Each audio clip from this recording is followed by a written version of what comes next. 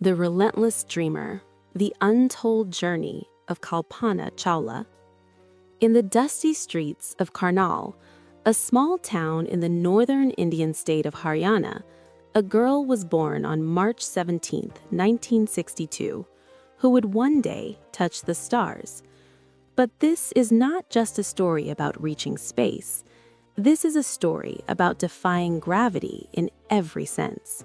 The gravity of poverty, the gravity of gender expectations, and the gravity of a society that told her to dream smaller. Kalpana Chawla was born into a modest middle-class family.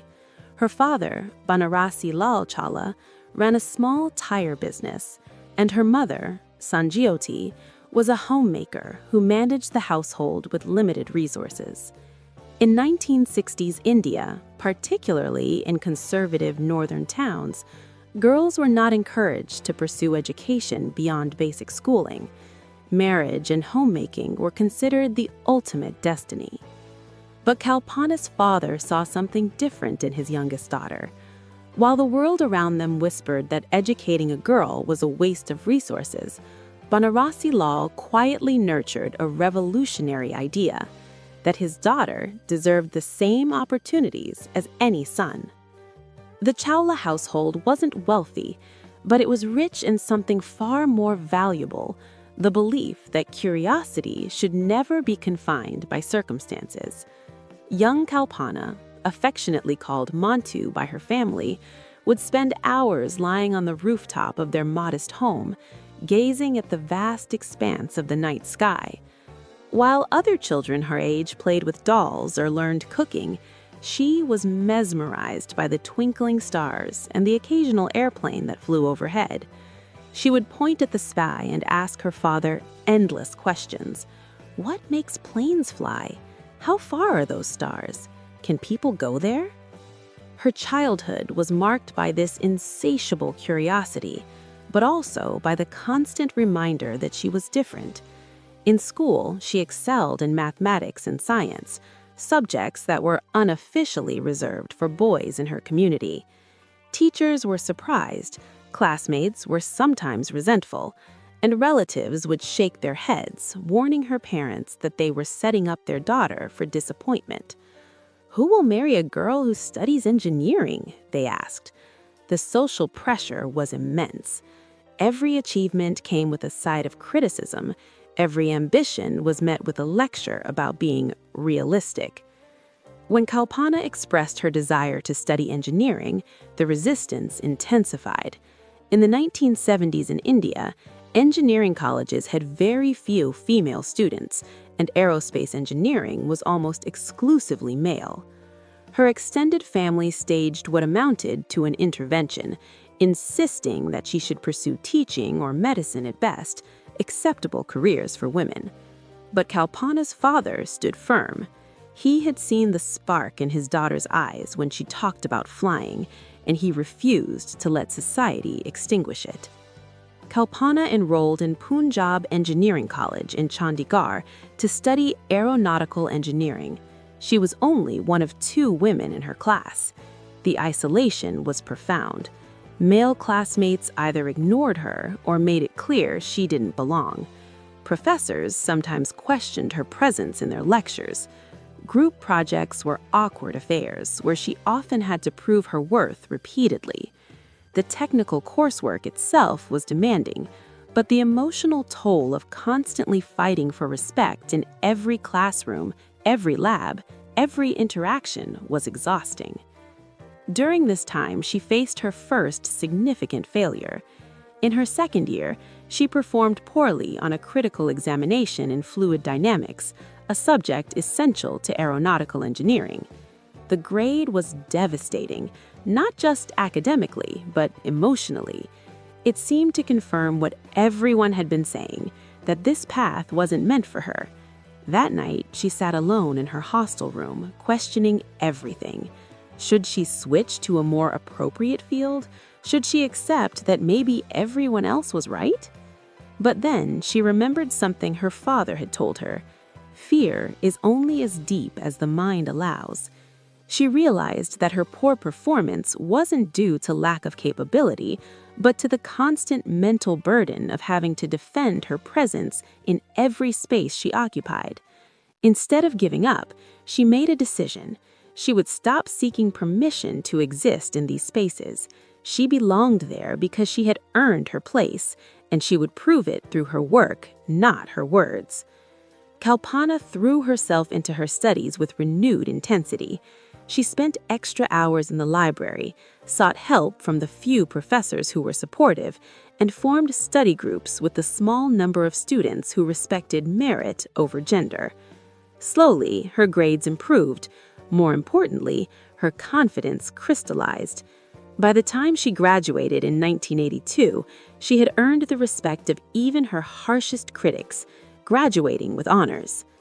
But graduation brought a new crisis. What next? In India, even with an engineering degree, opportunities for women in aerospace were virtually non-existent. The Indian space program was in its infancy and not actively recruiting. Airlines wouldn't hire female pilots. She could have taken a safe job in a different engineering field, settled into a comfortable life, gotten married as her relatives persistently urged. But that voice inside her that gazed at stars from Karnal rooftop refused to be silenced. The turning point came from an unexpected source. A professor mentioned that American universities were far more progressive and offered advanced programs in aerospace. The idea of going to America seemed impossibly audacious. Her family's financial resources were limited.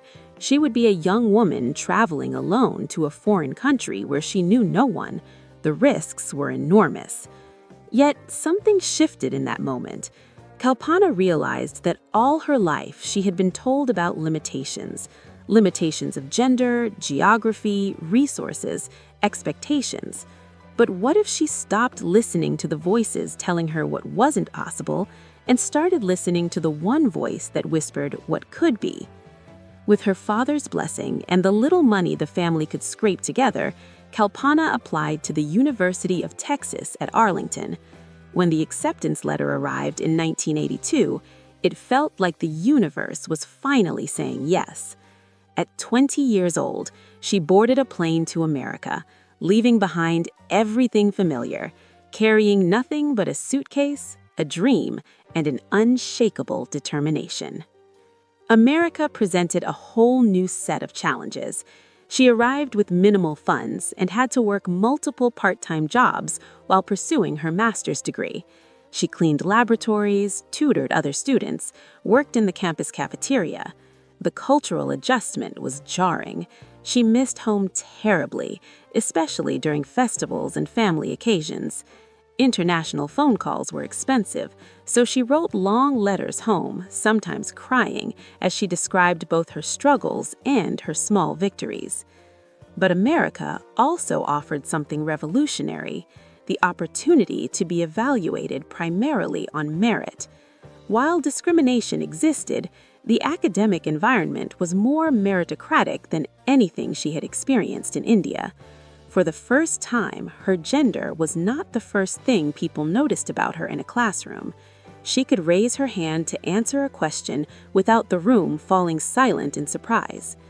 Kalpana earned her Master of Science degree in Aeronautical Engineering in 1984, then continued to the University of Colorado Boulder for a second master's and eventually a PhD in Aerospace Engineering, which she completed in 1988. But even with advanced degrees, the path forward wasn't clear. The aerospace industry in the late 1980s was highly competitive, and positions were scarce. She faced numerous rejections from aerospace companies. Some said she lacked experience, others that she was overqualified, and occasionally the unstated reason was still gender bias. Each rejection letter felt like a small death of hope. She began to wonder if she had come this far only to hit an invisible ceiling. Then, in 1988, she got her first break.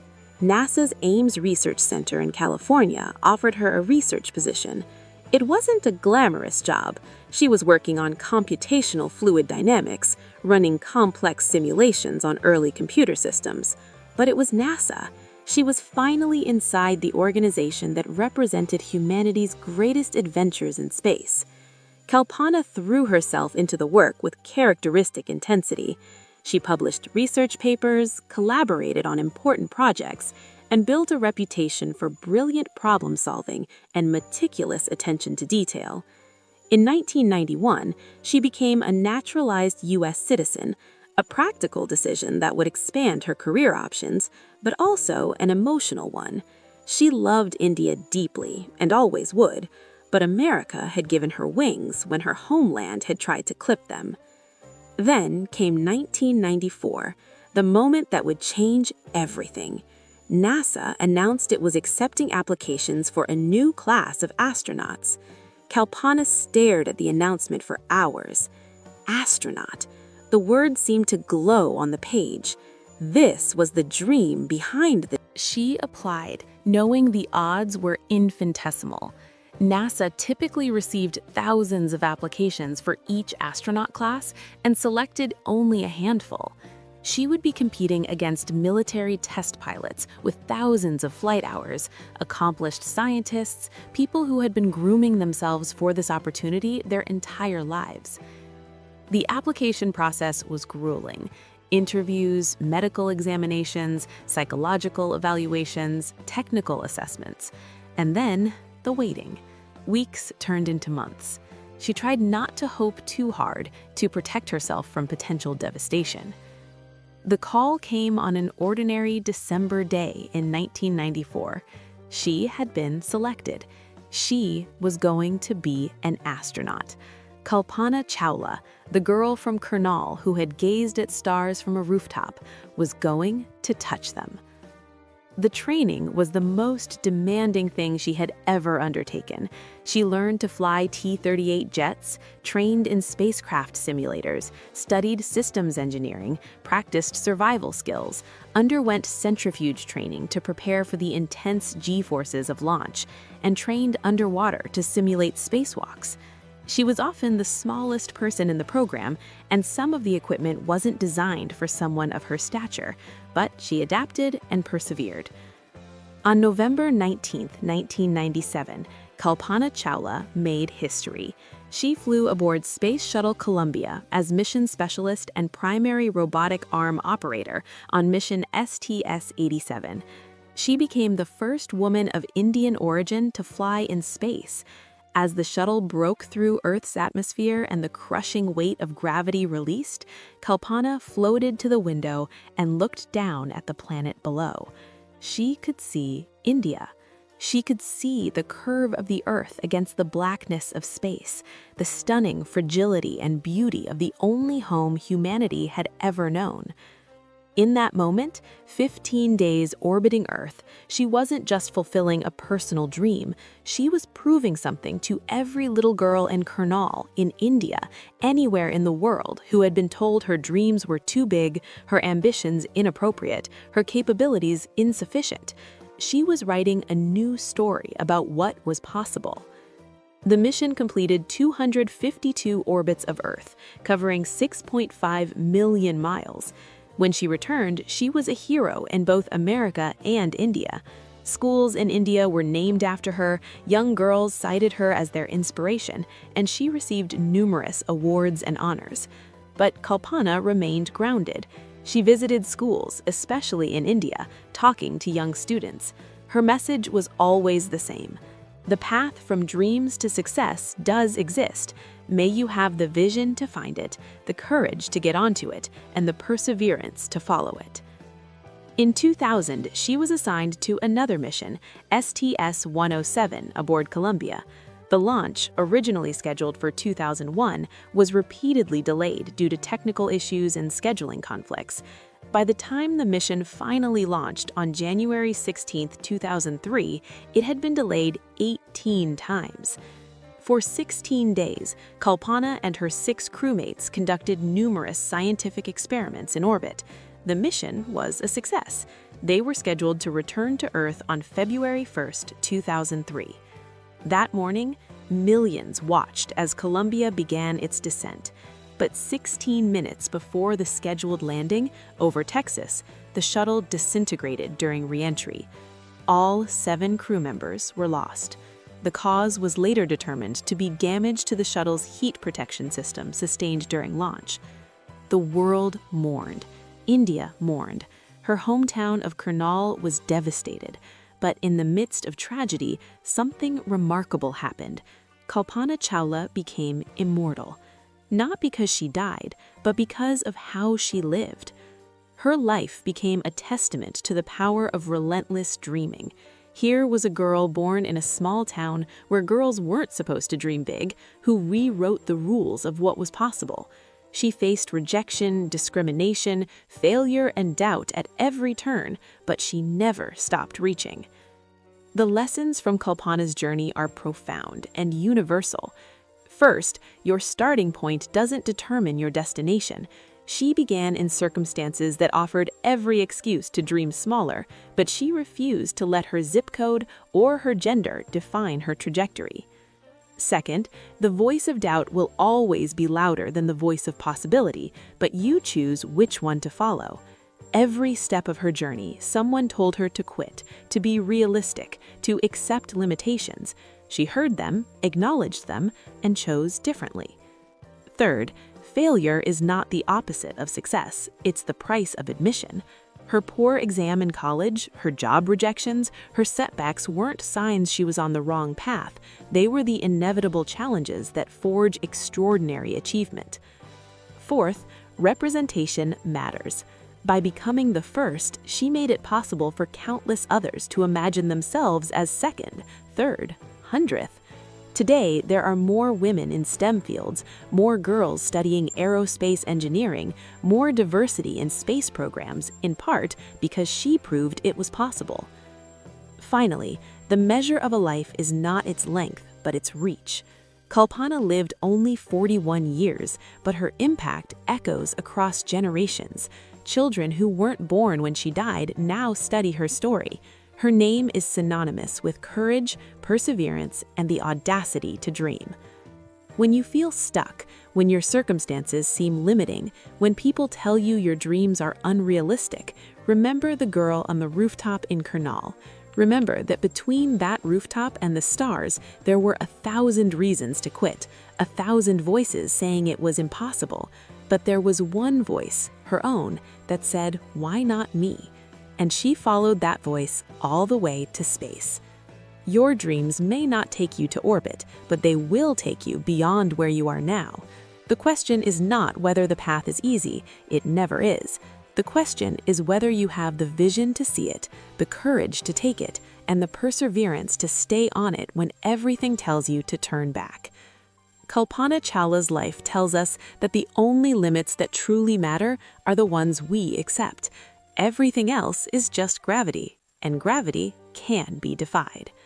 What's your rooftop? What's your star? The distance between them is filled with struggle, doubt, and challenge, but it's also filled with possibility, growth, and the chance to prove that ordinary people can do extraordinary things. Don't let your circumstances write your story. Pick up the pen. The sky is not the limit. It's just the beginning.